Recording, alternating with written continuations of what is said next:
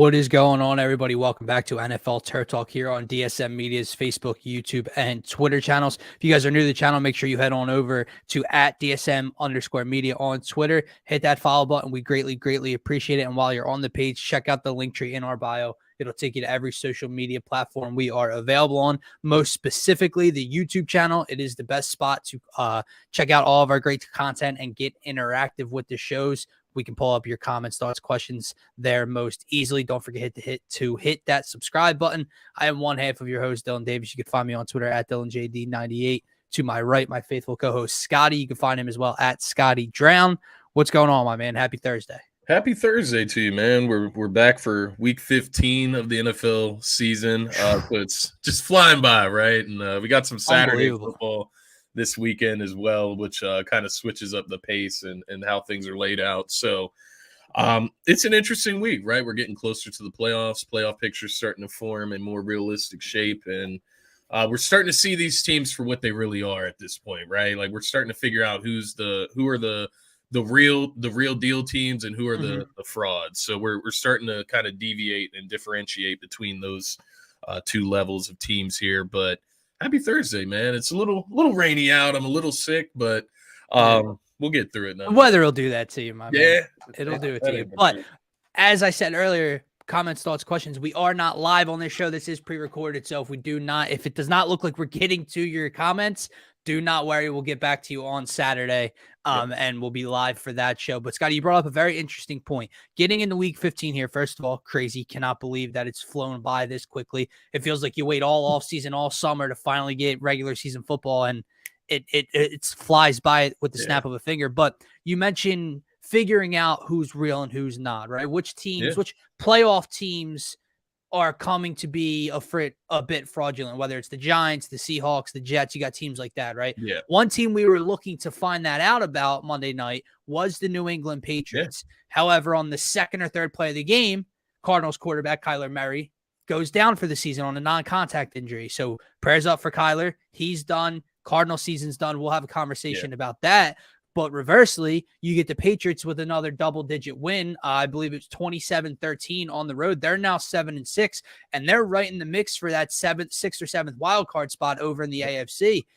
What can we really make of New England at this point? Because they can only play who's in front of you. It's not their fault that Kyler went down for the game, and the Cardinals weren't world beaters at the time anyway, heading into kickoff. But we thought we would at least see a little bit of a test for them. Colt McCoy has to come in. And now I don't really know what to make. I can't figure out if New England's on that real or fraud side. Yeah, it's hard to tell, man. You look at just the course of their season, some of the losses, some of the wins. They've had great wins this season. They've stayed in games where they weren't really supposed to, but they've also lost games that they shouldn't have lost as well. So it's like it's hard to really tell what you really know about the New England Patriots because once again, this game, you got to give them credit for getting the W. Obviously, Mac Jones, he threw an interception in this one, but 24 for 35, 235 yards. No Ramondre Stevenson throughout the most of this game, so they had to work with their backup running backs. So that kind of speaks to something there, right? But I guess my concern is that the offense still just doesn't look good, right? Like it's not a team that's going to win a playoff game, in my opinion, with an offense like that. Everything is short. They had a couple big runs that broke off and kind of separated them in this game. You also had the DeAndre Hopkins fumble, which, like, I'm not trying to discredit the Patriots. It's a good W on Monday Night Football, but Kyler Murray did get injured on the second or third play. So it's like, what do you really make of it? But what I will say for the Patriots, we'll figure it out by the end of the season if they're able to keep this spot. You look at them, as you mentioned, they're now the 7th seed. They play the Las Vegas Raiders next week. That should be a win, right? Should be. Potentially. Right? Should be a win against the Las Vegas Raiders. Then you take on the Cincinnati Bengals. Loss. That's a loss. Then you take on the Miami Dolphins. Loss. And then that's where stuff gets crazy, right? It should be a loss. I agree. It should be a loss. But if they can win that game, maybe they can knock Miami out of the picture, you know? So it gets interesting at that point. But at the end of the day, you're looking at 3 out of your last 4 games against legitimate playoff teams in the Cincinnati Bengals, Miami Dolphins, and the Buffalo Bills. So we'll find out. I'm still not really believing it, though, at the end of the day. They are a frustrating team They to are. analyze, man, Yeah. because at the end of the day, again, I don't mean to discredit them and I don't mean to come off as a jerk, but they severely lack talent, Yeah. What it especially comes on down the to. offensive side in the skill position department and the quarterback department. You had earlier on in the season, Bill's throwing out both guys to play in a game. Like Bailey Zappi and Mac Jones are splitting snaps, are splitting Yeah. drives in a primetime football game, right? They don't know what they want to do at quarterback. There's injuries there, right? I know Ramondre Stevenson, he got banged up Monday night. You have him, Damian Harris. They find ways to implement the run. They can run the ball pretty well. But like you look at the wide receiver room, dude, you had Devontae Parker, who they brought in to essentially be their number one, when I'm not even sure he's a solid. Always injured, man. A lot of teams. He's always injured. Nelson Aguilar, former Eagle, right? You know the deal with him.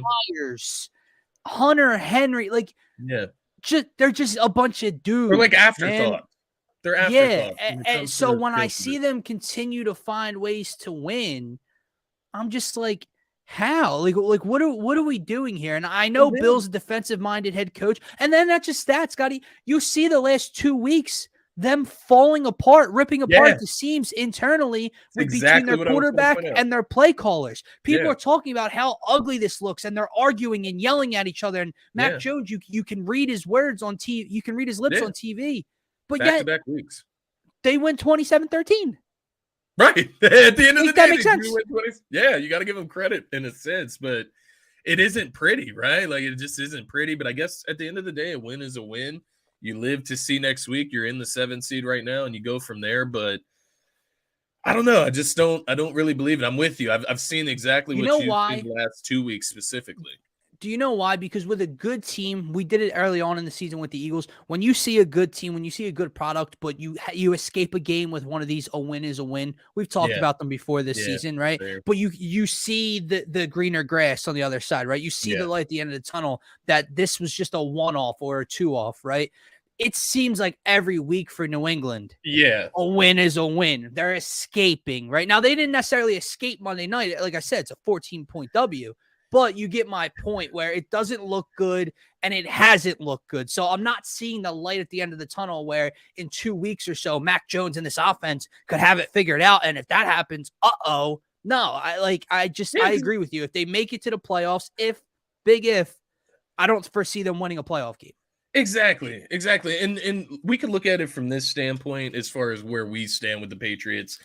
Before this game, I picked the Cardinals in that game to win it, right? Just because the weapons they have on offense, Kyler Murray, obviously he goes down second play of the game. But you look at this game, there's so many things that happen in the game, per se, that if this one thing doesn't happen, do the Patriots win this game, right? And you could do that for a lot of games this season, of course. But like if DeAndre Hopkins doesn't fumble, is this a 2-score game, a 2-score win for the Patriots against Colt McCoy? Hard to say, but things did happen and it fell their way. And you got to give it credit where it's due. But I think going into that game would show where we're really at and not to be misconstrued by what happened in that game, right? Kyler Murray goes down. That kind of changes the landscape of the game in reality. Yeah, no, I agree with you, man. And then looking at it from that Arizona standpoint, their quarterback season's over. Their season probably has been over, but now is really officially over. You brought up an interesting point to me earlier about what you do with Cliff Kingsbury, their relationship going forward. There's been so much drama and whispers and talk about rocky relationships surrounding this locker room and the quarterback and head coach, and obviously all the offseason stuff with the contract you had with Kyler Murray. Obviously you just paid Kyler, so he ain't going nowhere, especially coming off injury. The first domino to normally drop if there's a fractured relationship is the head coach, a la Carson Wentz and Doug Peterson, right? You see it time and time again. What do you do if you're Arizona? Because Cliff was brought in to be one of the younger mastermind offensive minds, right? And last year, I mean, the Cardinals were 10-1, 11-1 at one point. They won that division, but then they got exposed in the playoffs, right? So what do you do going forward with Cliff and this relationship? It's so tough because on one side, you've seen the fractured relationship play out on national television, just similar to how Mac Jones and Matt Patricia have been arguing. Kyler Murray has done similar things coming off the field, talking to Cliff Kingsbury. And of course, Mac Jones, Kyler, they both say the similar things after the interaction, but then it goes and happens again the very next week. Yeah. So, it's hard to say because on that end of the relationship, it seems like it's fractured. It seems like it's time for Cliff Kingsbury to go. You also look at what Cliff Kingsbury has done since he's gotten to Arizona. It's been nothing but disappointment in reality. But on the other side of it, you had DeAndre Hopkins out for the first 6 weeks of this season, so you were without your wide receiver one. Kyler Murray's been beat up this season. He now has torn his ACL, so he's definitely out the rest of the season. You can't even see what you had there.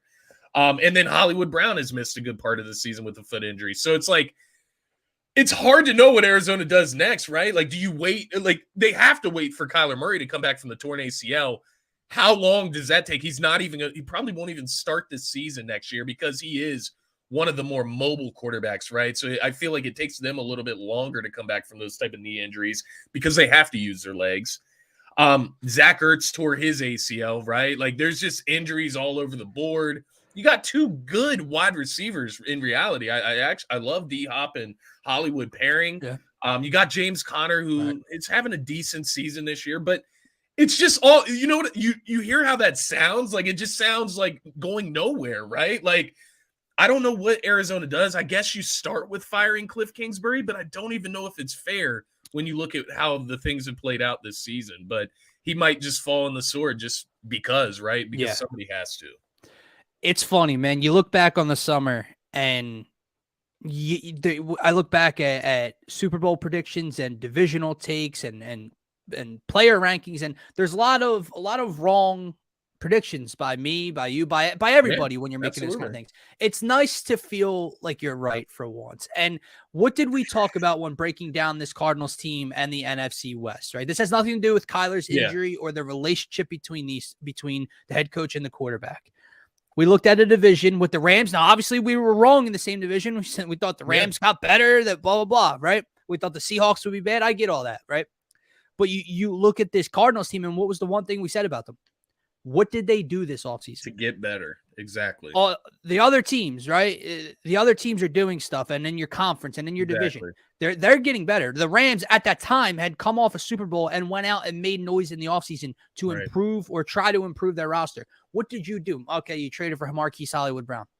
Just to replace, all that does is not even replace D-Hop, but it at least gives you a little placeholder until he gets back. Right, for 7 weeks, not right? Really adding, right? So defensively, that's a problem they have as well. They are not sound defensively. We saw them one-on-one with the Eagles early on in the season.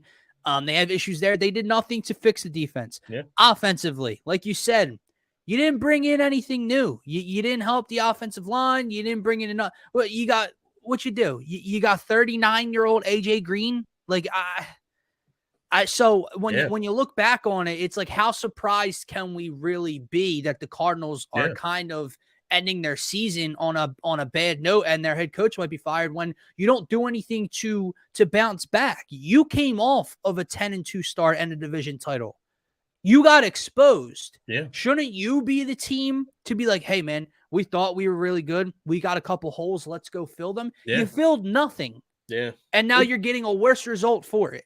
It's crazy when you think back on this division as a whole and you look at who's at the top now, those being San Fran. I believe we had San Fran competing with the Rams. With the Rams, obviously, we didn't believe in Seattle at all. Obviously, we didn't know much about Geno Smith coming into it. But you look at the teams with what I would probably say the two top quarterbacks in the division are, right? Kyler Murray, arguably. Jimmy G, Kyler Murray, definitely. I would say Kyler above. You know what I mean? I would say him above Jimmy. And then Matthew Stafford, obviously, he hasn't played this year, but injury stuff like that. You look at the teams with the two best quarterbacks in the division, and both of them are at the bottom. It's kind of crazy to think how that's kind of flip flop.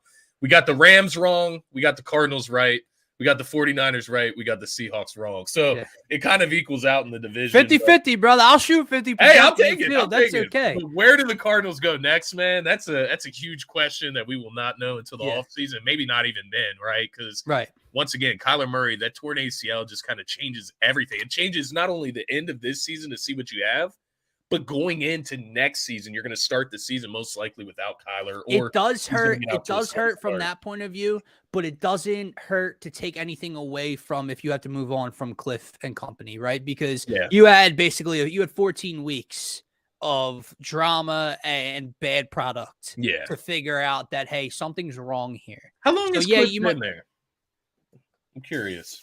3 years, possibly. I'll look it up real quick. Go ahead and finish your point. No, but so my point was, it isn't like Kyler got hurt 6 weeks in and they were 2-3 or 2-4, right? And it's okay. It started bad, but now he's hurt, and we don't know what the real problem is. You got 14 weeks to see that there's a relationship issue. Like I said, you're not moving on from Kyler already. You just signed him to that ridiculous contract that you had to put a study clause into.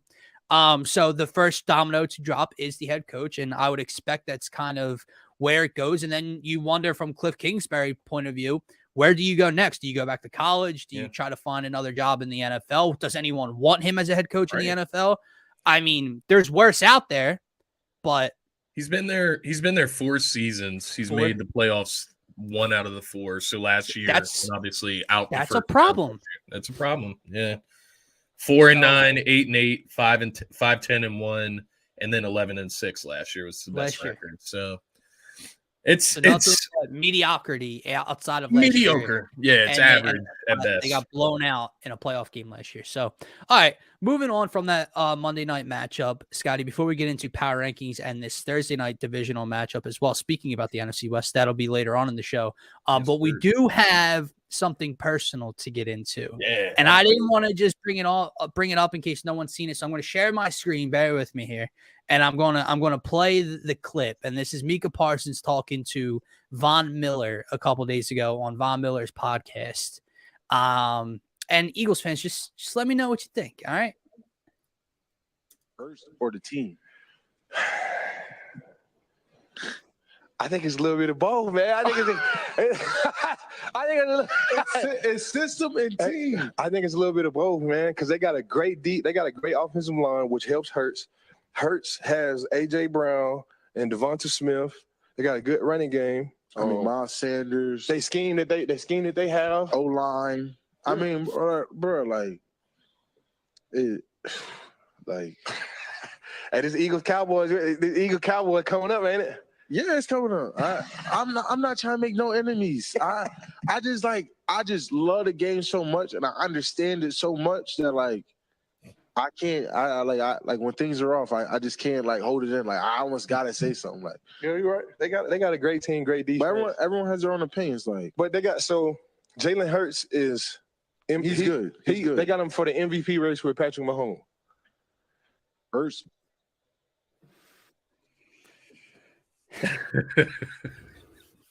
Okay. Where do we start? I don't know. Do you want to start? I'll defer to you. Yeah. The first thing that I'm going to talk about with the spiel there, I guess you would call it. Mm-hmm. Well, first of all, Von Miller tries to reel him back in and kind of correct him in a sense. And he was having none of it. He really wanted to double down on it.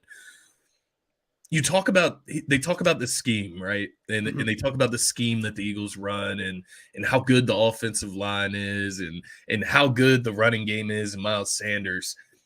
Does this scheme work without Jalen Hurts at quarterback? Can you run this same offense without Jalen Hurts at quarterback? Is he not the best RPO passer in the NFL? RPO passer and runner in the NFL right now? I'm not hearing that, man. Nick Sirianni is a second-year head coach. Jalen Hurts is a second-year starter at QB, and we're going to accumulate his success to a scheme, man? Was it the scheme with Andy Reid and Patrick Mahomes and Tyreek Hill and Travis Kelce and when they went on that big run and Patrick Mahomes wins the MVP?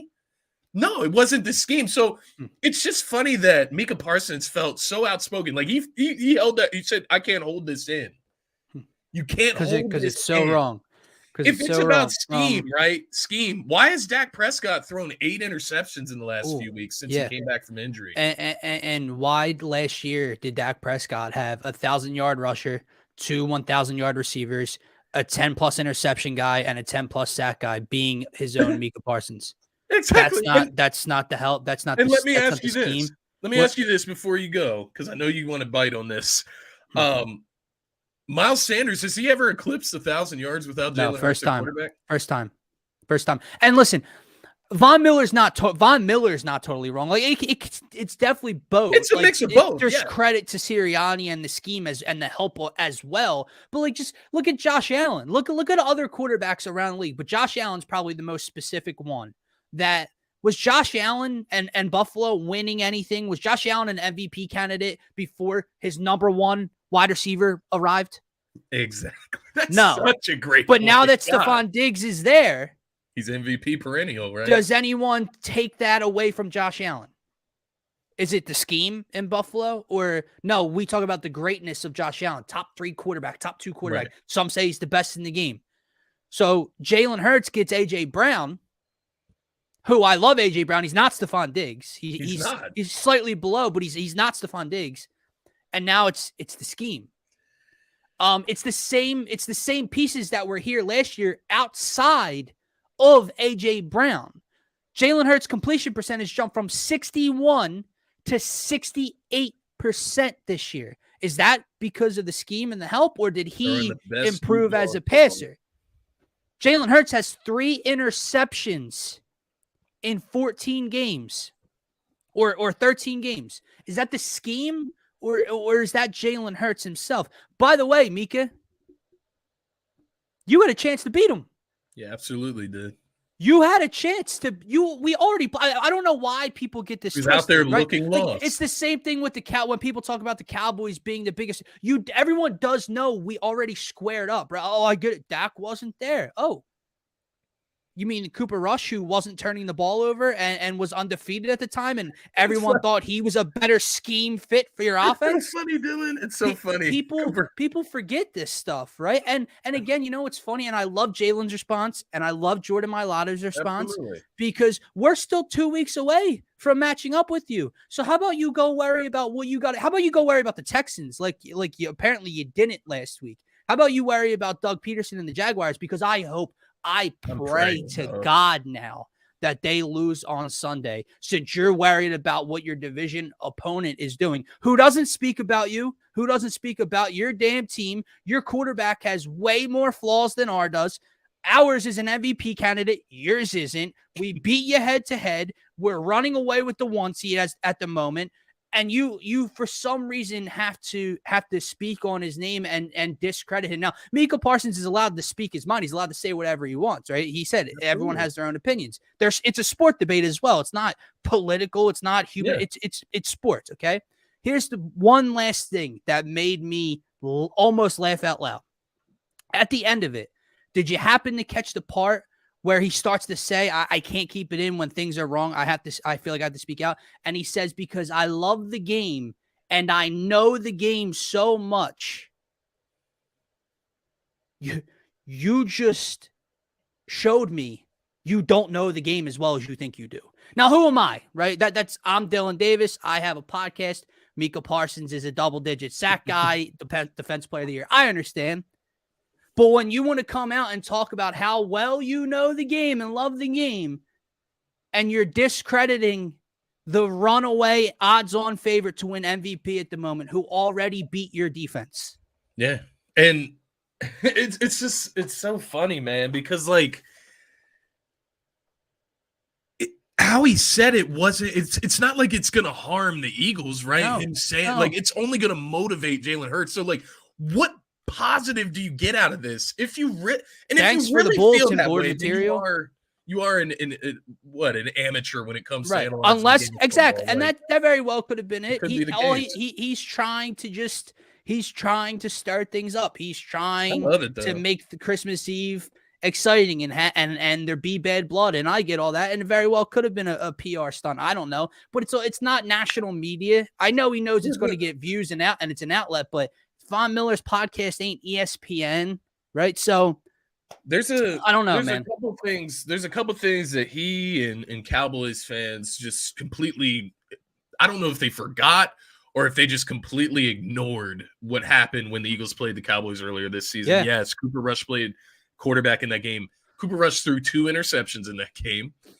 Go back and look how many games Dak has played since he's came back in for Cooper Rush, and he's thrown 2 interceptions. He threw 2 last week against the worst team in football.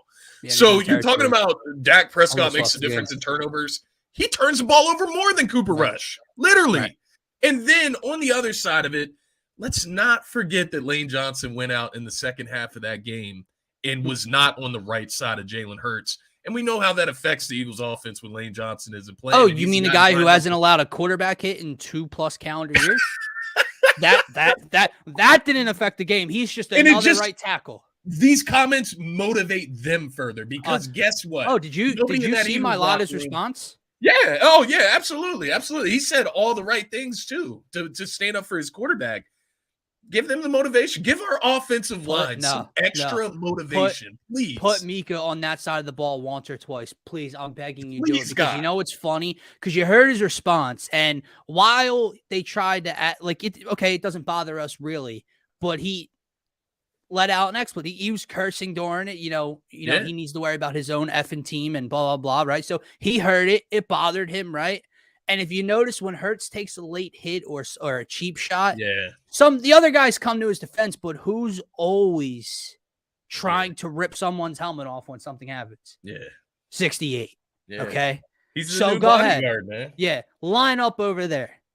First of all, you're going to line up against Lane, and I promise you ain't getting to him. It ain't happening. They won't. So now go line up over there, right? We'll put him on Mailata's side. They have to because he won't do anything the whole game if they don't. I can't wait. Now, if we win this week and they lose this week, Christmas Eve means even more nothing to me, right? Yeah. Because we already have 2 games on them. We already beat them, blah, blah, blah. But, man, if we head into that matchup, 2 left after it, 2 in between, Christmas Eve is going to be amazing. I can't wait. Honestly, I'm so eager.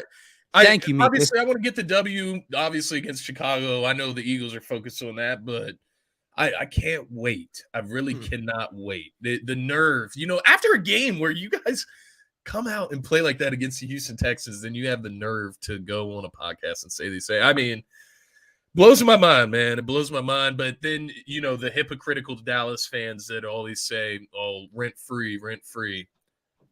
This is what we're talking about. Yeah. Rent free in your linebacker's head. And that's it. All right, man.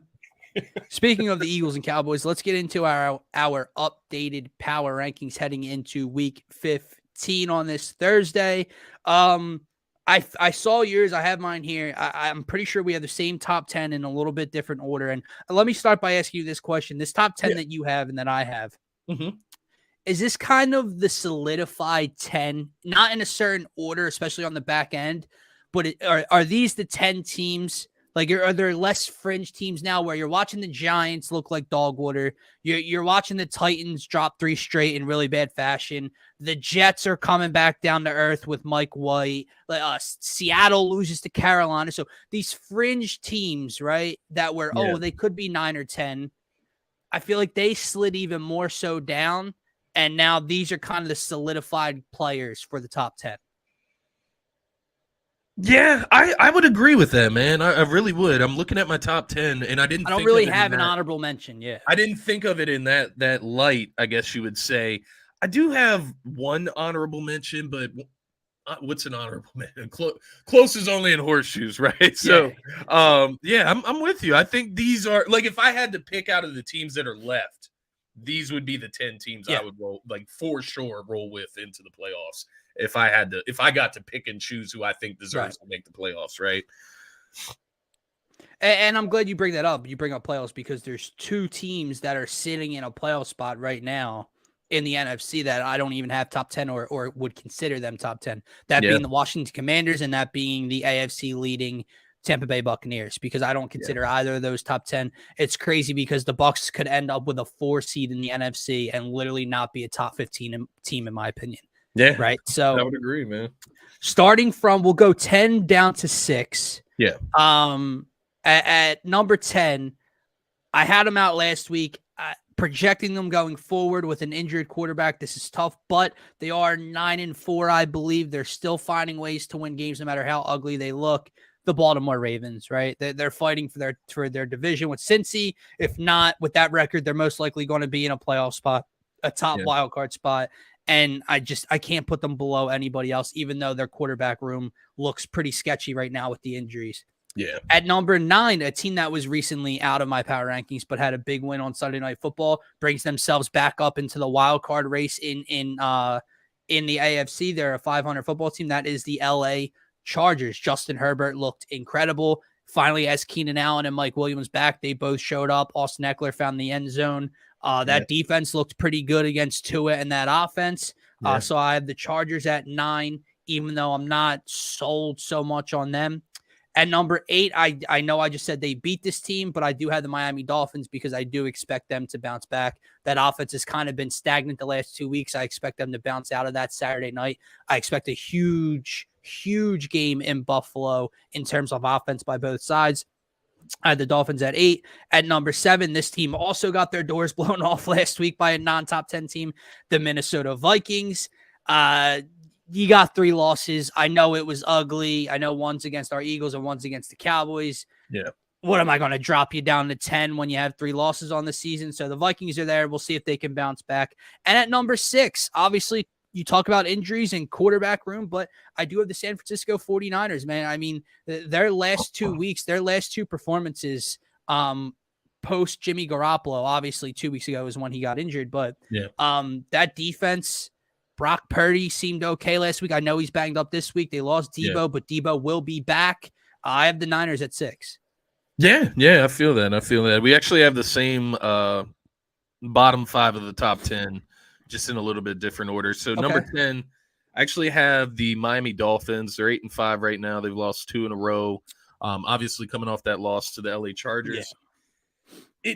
It's not that it's both losses in a row, the way they played out in the type of team that they played, that concerns me. If they run into a running team, any type of competitor, any type of physically present, physical presence, like the 49ers defense that plays really hard, the Chargers defense that can get after the quarterback, I wonder how they can hold off. What I'm trying to say, they look soft, and that's kind of how the Dolphins have looked the last 2 weeks. So I have concerns about their defense, mainly. I think Tua will bounce back. Like you said, I think the offense will come back alive, but the defense is what really concerns me there. Above them, I actually have the LA Chargers after coming away with that win. We've been in and out, up and down about the LA Chargers all season. We knew coming into the season the type of talent that they had within this division. They're 7-6. They were able to beat the Miami Dolphins at home, right? I'm not trying to put too much stock into that. But Justin Herbert looked really, really good. And the defense looked revamped. The wide receivers are back, right? Mike Williams, Keenan Allen, they're all back in the mix. So I'm starting to believe in the Chargers again. I'm wondering, right? Will they let me down? They go against the Tennessee Titans this upcoming week, so hopefully not. The Titans have actually dropped a few in a row. But I'm starting to come back around on the LA Chargers and Justin Herbert. I'm starting to believe it. He looked awesome.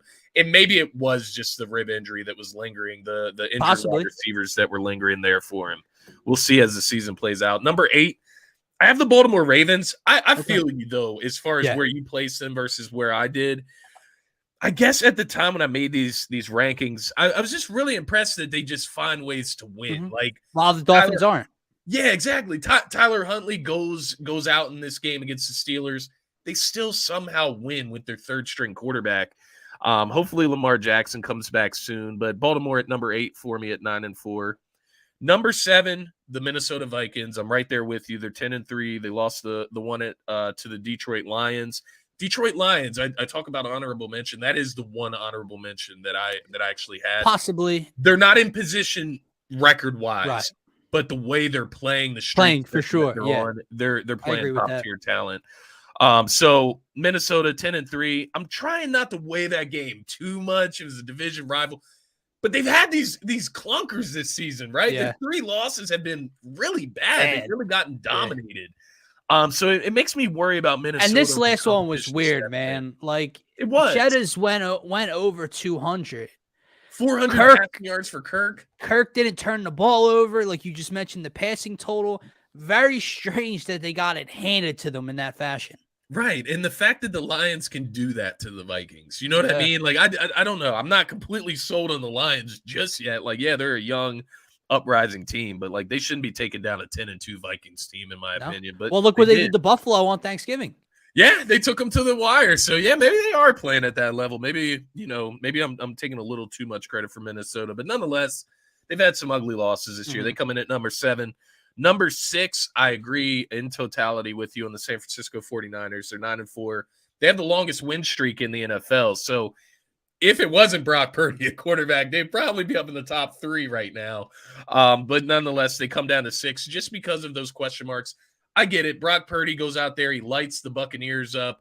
But Tom Brady didn't look right in that game. That offense on the Buccaneers side didn't look right at all. They haven't looked right all season, quite honestly. Yeah.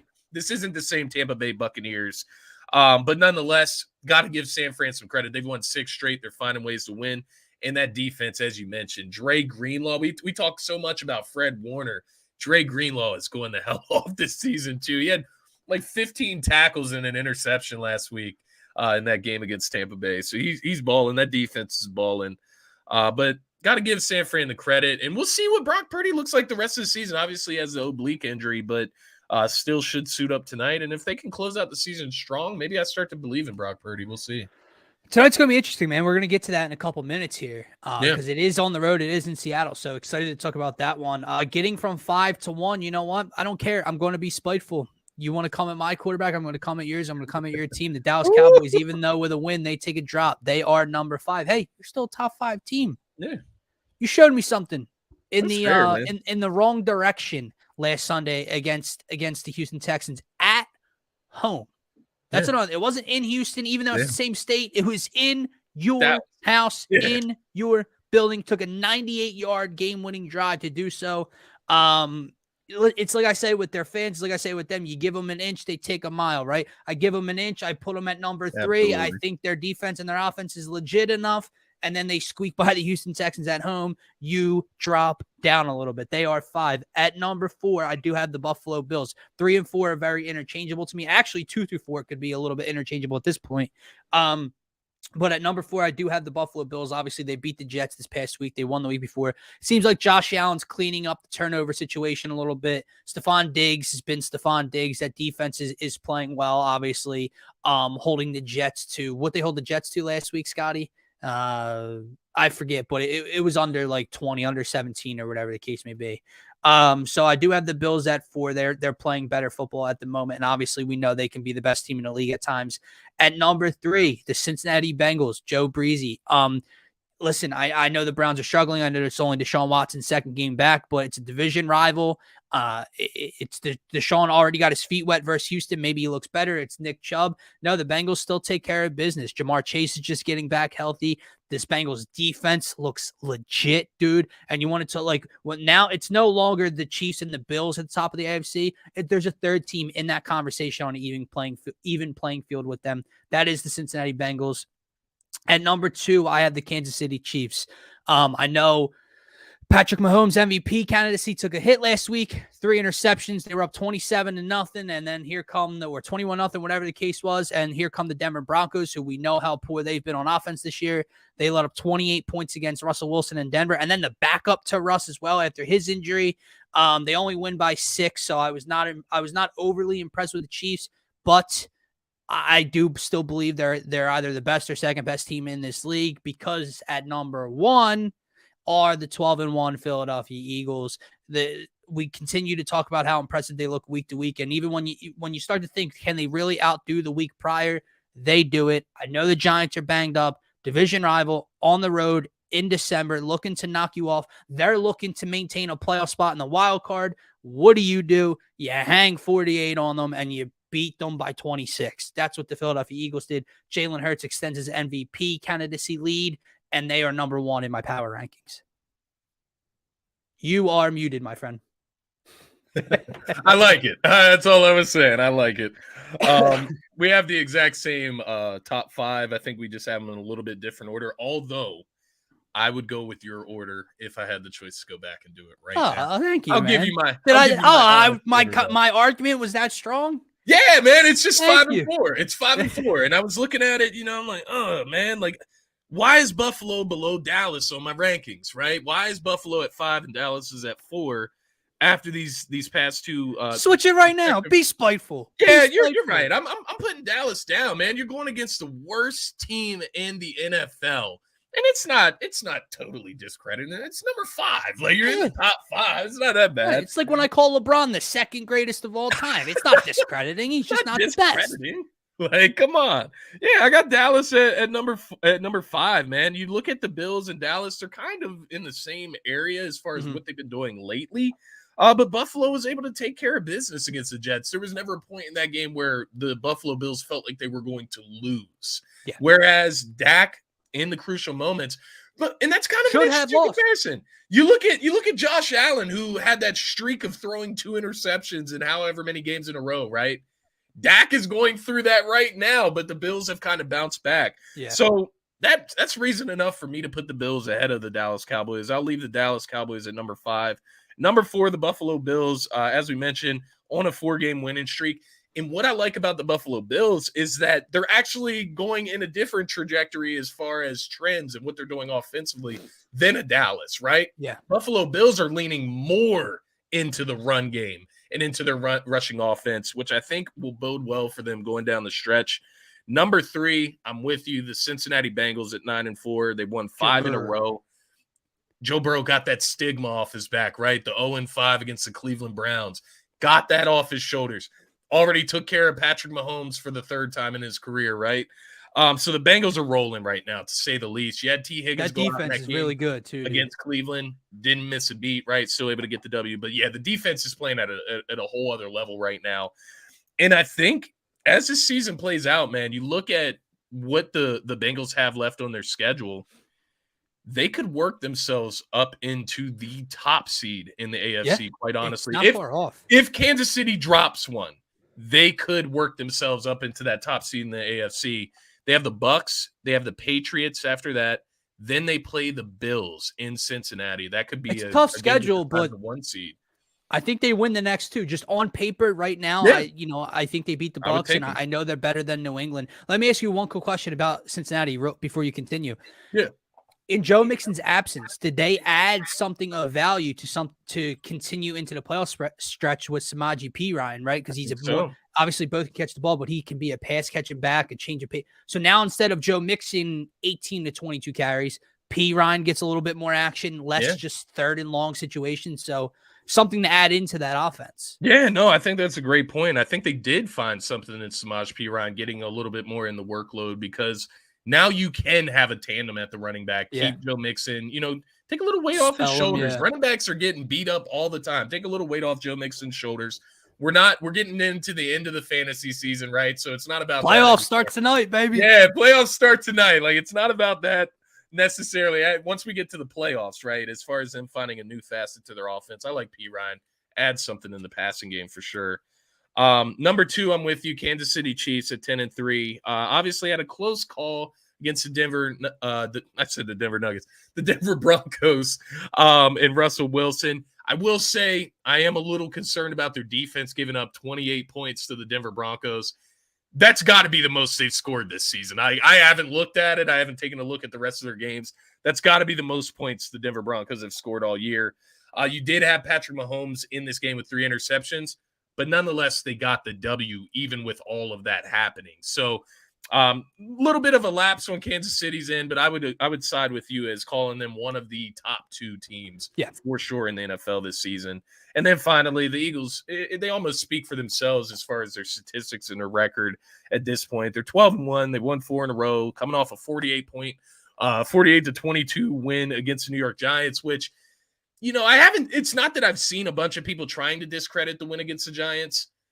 They are a playoff team right now. Mm-hmm. They are divisional opponent going into this game, divisional opponent. But you watch the media before that game, people like Cynthia Freeland from NFL Network saying that it was going to be a 4 or 5 point game against the New York Giants. So we can't go back against that after the Eagles come out and beat them by what? 26 points. I had to do the math. You did that quick.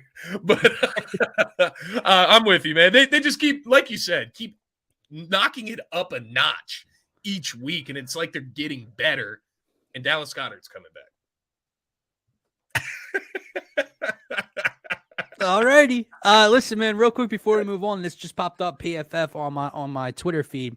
The best teams at getting the ball into the end zone this season, and I want to share this with you because it brings up a team that we talked about a couple minutes ago. So at number 1, the Eagles are first at 34.8%. The Chiefs are second at 32.8%. The Bengals are fourth at 28.8%. Cowboys fifth, 27%. Bills sixth, 27.3%, right? So of those 5 teams that I just listed, they're all playoff, top 10, top 5 Super Bowl contenders, right? I notice how I skipped from 2 to 4 because there's a third team in there. Guess who the third team is at 30.4%? Who? Lions. The Detroit Lions. That's crazy, man. That's crazy. So their offense is for real, dude. Yeah. Whether you believe in Jared Goff or not, Jamal Williams over DeAndre Swift, I don't know. They're able to punch the ball in and score at high numbers.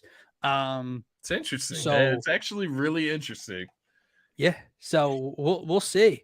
But anyway, moving forward, let's get into this Monday night or Thursday night. I did it again. This Thursday night football matchup, NFC West battle, Niners and Seahawks. And dude, while the Niners are soaring right now with 2 impressive wins, best defense in football, Brock Purdy, CMC, and the Seahawks are coming off a very bad loss to the Carolina Panthers.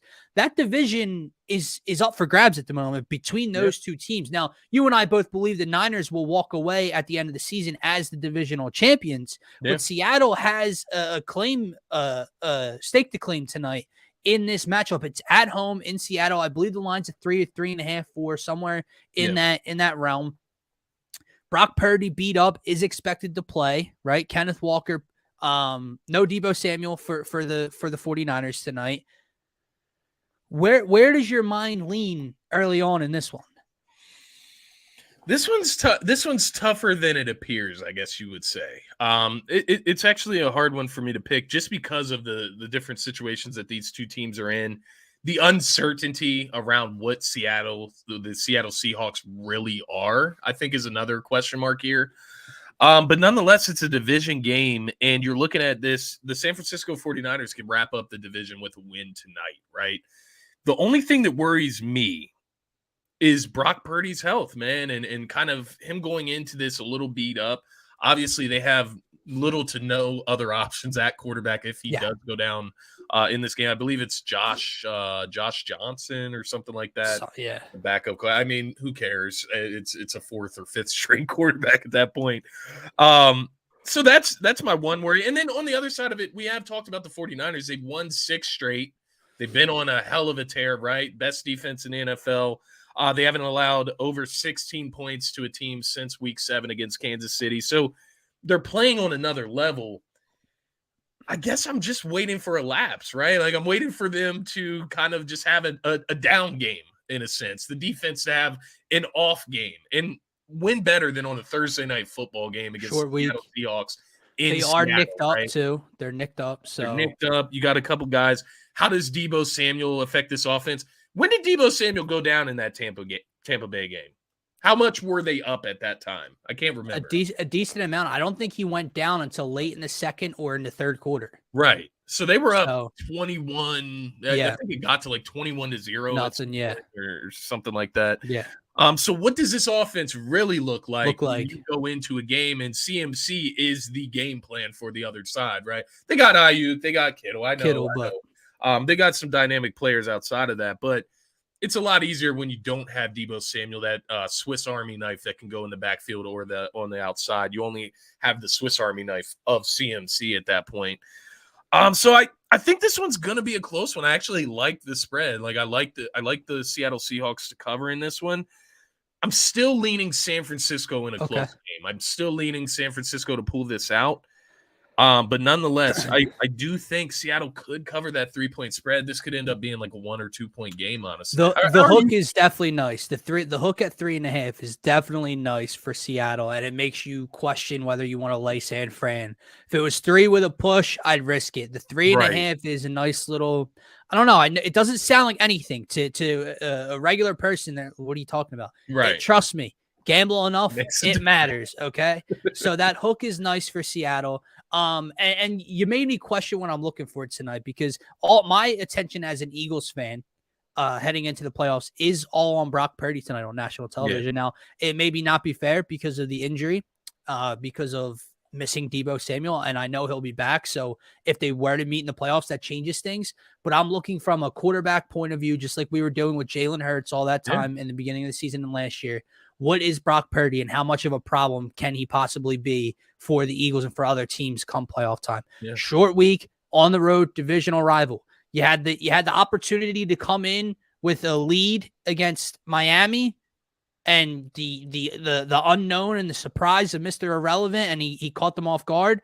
Yep. Last week, I don't know. There's no excuse. But it ain't like he threw for 300. He threw for like 185, right? And they were able to do some other things defensively. So I'm looking tonight. If this is a close game, what does the offense look like without Deebo? What does he look like? Does he turn the ball over? How accurate is he? Because this isn't a stellar Seattle defense. Yeah. Nonetheless, it is a divisional opponent fighting for that playoff spot at the moment. So my eyes are on Brock Purdy just to see. Is he? Because I remember last week, like he threw the one touchdown to, I think, Ayuk in the end zone, right, to go up 21-0 or something, and the place is going nuts. And someone texted me like, "Dude," and I'm like, "Is he good?" Like I don't know, and I still don't know the answer. It's fun. It's fun. Mr. Irrelevant. It's a fun story. It's a cool story for him. He went into the stands. His family was there last week. I get all that. I'm worried about who's the toughest roadblock to the Eagles in the postseason. Yeah. I feel you. So, can Brock Purdy get it done tonight? I'm looking for that. And if I'm Seattle, I'm turning the heat up on him tonight, right? He's injured. He's beat up. We're bringing the house tonight. If we're Seattle, you got to go out here and get this win, right? To stay alive in the division, stay alive for the playoff piece of it. So there's a lot on the line. And I'm finding a way to bracket CMC at all times. I know it's tougher coming out of the backfield, but I'm finding a way to bracket and double and do whatever to disrupt this dude. You said it. He is the focal point tonight. They have other guys. Ayuk could very well score a touchdown tonight. Kittle could be a problem over the middle, but George Kittle has not been that explosive George Kittle we saw 2 years ago, right? Ayuk's a solid number 2. He's not a number 1. No Deebo. Can you contain, not take away, but can you contain Christian McCaffrey tonight? Right. Is what I'll be looking for. And then also Seattle's got to be able to move the ball, right? Can you run the ball with Kenneth Walker? Do you have to throw the ball 50 times with Geno? Lockett is eating them up. We'll get to that in a couple moments with our best bets of the night. But yeah, I'm looking to see what the Seattle team's really made of. Can you bounce back at all versus that Carolina loss? Yeah. I want to see if they can bounce back, and I am interested to see what their offense looks like as well, because obviously Geno Smith has played very well this season. And the Seattle offense has been a bit of a surprise, right? Kenneth Walker, rookie running back, who's a stud. Tyler Lockett, DK Metcalf having pretty solid seasons with Geno Smith here. So I'm interested to see what their offense can do against a division opponent. Like, they know this opponent, right? They played against that San Francisco defense how many times? So if there's any team that would know, it would be somebody within your division. I will point out they did lose 27-7 in week 2 against the San Francisco 49ers. That was a long time ago, though, quite honestly. And in that game, I think it was when Trey Lance went down, Jimmy G comes in, kind of like a resurgence for the 49ers. It was in San Fran as well. So. Yeah, it was in San Fran. So I don't know. I'm expecting a closer game tonight. If Seattle is anywhere close to being a playoff team, I'm expecting a close one tonight. You give it your all in this game if you're Seattle, right? Right. They're technically still fighting for the division title. It's not, I'm trying to backdoor sneak in here like a Washington Commanders or Giants team. I'm still fighting technically, and you and I might not believe that they have a chance, but in that locker room, they believe they have a chance. So it should actually, on paper, it doesn't look like a great game, right? Geno Smith versus Brock Purdy. It actually could be a pretty good football game tonight. So we'll find out. But they need to get this one because they play Kansas City next week. Yeah. it's Seattle needs it's to the get game within the game that we're looking at, though, Scotty. So absolutely. wrapping up the show with our best bet, but today, it is our best bets of the night, and we have a few, my friend. We have quite a few, so we're going to be dropping these on our social media pages as well at DSM_media on Twitter. So you can find them all there. If you're not catching this before the game starts, maybe you can see that graphic first. I do have news. Yeah. Though. What's up? So all these lines may have moved since we start, but I was checking in on the one that I've put in so far, the one that I've hammered. Mm-hmm. And I sent this line to you at plus 105. And when I went in, they were offering me a cash out already of over what I put in. So I'm like, that's odd. Let me check what the line went to. Yeah, this bet went to minus 140. So I'm feeling okay. So let's start out with this one. Geno Smith over 21.5 completions tonight, 22 plus completions for Geno Smith. It was at plus 105. I wish it would have stayed there for everybody, but it is at minus 140 now. So obviously not the juice that it had before, but nonetheless, that line should tell you something, right? If that's a big drop off in 20-25 minutes since I placed it. So Geno over 21.5 completions at minus 140. Scotty, do you have the odds up right now? I do. Yeah, I have them right in front of me. So Geno opened up. We had over 1.5 passing touchdowns, plus 130. Is it sticking at 130? It's plus 120 now. Plus 120. It dipped a little bit, but that's still pretty good juice. Still good. You have the numbers on that. I believe Geno has thrown for 2+ passing touchdowns in what? In his last 6, and he's thrown over 1.5 passing touchdowns in 11 of 13 games this season. I know it's San Francisco. It is at home in Seattle. If they want to win, I don't know if Kenneth Walker is going to get the run going tonight. Yeah, I don't think so. So that's why I like the completions. You might like the passing touchdowns as well. Speaking of passing touchdowns, someone's got to receive it. Tyler Lockett, anytime touchdown. It was plus 150. Is it still at plus 150? Let me see here. Get the touchdowns pulled up. Plus 150. Yep. Tyler Lockett, anytime touchdown, plus 150. We obviously love Christian McCaffrey. He is boosted to plus 100 or plus 110 tonight. However, that is a $10 max on DraftKings. So if you like him, he's also at minus 145 on DraftKings to score a touchdown tonight. Speaking of Christian McCaffrey, Scotty, we got 2 props for him as well. Yes, CMC over 4.5 receptions at minus 125. And CMC over 37.5 receiving yards at minus 130. I honestly think both of these props hit with no Deebo Samuel. It's not just running back dump offs and check downs. They line them up in the slot outside, get the ball in space. I expect both of those to hit. And then also, if you don't love the Tyler Lockett touchdown, if you want to fade it, he has had success against the Niners in the end zone, but also yardage. Tyler Lockett over 62.5 receiving yards tonight. I believe it's minus 110 or minus 120. Yes, sir. Yes, sir. Tyler Lockett is an interesting play. You look at him in his last 6 games. He has 6 touchdowns in his last 6 games, touchdown in each. And that is actually on the brink of breaking a record. So it says here, Seattle wide receiver Tyler Lockett has a touchdown catch in a franchise record 6 straight games. He can become the first NFL player with a TD catch in 7 straight since Devontae Adams in 2020. In the past 10 seasons, only 3 players, Adams, AB, Allen Hurns, have had a streak of at least 7 straight with a TD catch. So not only is there, incentive in Tyler Lockett, he works out of the slot. San Fran's one of the worst teams against the slot, against covering the slot receivers. But it's also incentive on Seattle's end to get him in the end zone to break records, right? Like there's things like that, especially guys like Nick Sirianni, Pete Carroll. I think those guys, they look for narratives and they try to give their teams boost of confidence, right? Yep. You get Tyler Lockett in the end zone in the beginning of this game, maybe that boosts Seattle to a W tonight. Who knows, right? But I think just the idea behind him breaking a record alone encourages me to lay that anytime touchdown. But I love the over 62.5. He had 100. Trying to find it. Give me 1 second. 9 receptions, 107 yards in that 27-7 loss in week 2. So even then, was able to put up. And that was probably a healthier San Francisco 49er defense at that moment. less repetition with Geno. Obviously, the touchdowns in 6 straight speak for itself. Geno is comfortable with him. Geno likes to find him. If we know that number, and whoever figured out that stat knows that number, we know that the the Seattle Seahawks know that number. Exactly. I do like it.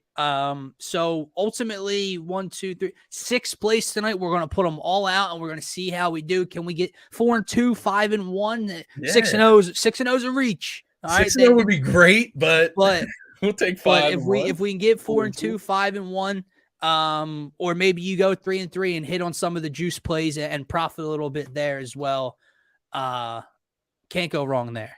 Scotty, I love them. I love the plays. With that being said, I think that is going to wrap up this Thursday edition of NFL Turf Talk here on DSM Media. Guys, don't forget, if you're new to the channel, make sure you head on over to @DSM_media on Twitter. Hit that follow button, and while you're on the page, make sure to check out the link tree in our bio. It'll take you to every platform we are available on. YouTube, make sure you hit that subscribe button. We greatly appreciate it. Facebook, Instagram, TikTok. Scotty does a lot of great work over on the TikTok page as well. So check us out there at DSM Media. For myself, you can find me on Twitter at DylanJD98. Check out Scotty at Scotty Drowned. And for our friends over at Luxon Jewelers and Gents Barber Lounge, make sure you check them out at gentsbarberlounge.com. Book your appointment today in Fishtown or Old City, and check Luxon Jewelers out at Shop Luxon. You can use promo code DSM in all caps for 25% off and free shipping. Again, that is DSM, all capital letters, for 25% off and free shipping. Have a great rest of your night. Yes, sir. And one-on-one.